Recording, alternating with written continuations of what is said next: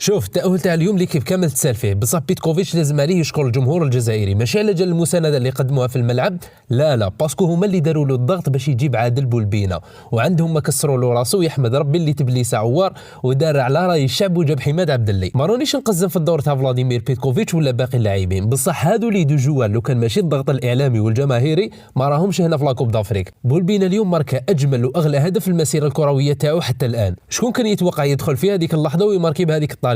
بلا ما نساو حماد عبد اللي بيتكوفيتش كتب ليسا بالنصر عرف باللي ما ينفعوا لا زروقي ولا زرقان، ينفعوا غير عبد اللي، وكما كان الحال البيوت بدا بالباس ديالو الزروقي. اما كي نحكوا على باقي الجوار، بالغالي اليوم قدم افضل مباراه من نهار جا ليكيب ناسيونال، وبالك تقدر تقول افضل مباراه في المسيره ديالو. عيت نوري اللي عندنا ما انتقدناه باسكو يزيد عليها اليوم مالغري مريض، بصح دار كورون ماتش يعطيه الصحه، خرج في الدقيقه 70 بصح دار كامل اللي عليه. بلا ما نساو عموره اللي رغم الارهاق والتعب قاعد يطيح وينوض. اما بن سبعيني كيف حارب ودار كلش بسم الله ما شاء الله عليه. هذا التأهل تاع اليوم جاب مجهودات الجميع، منتخب بروح وبمجموعه تخدم على قلب رجل واحد، هكا يكون المنتخب. الف مبروك والعقوبه ان شاء الله للدومي فينال.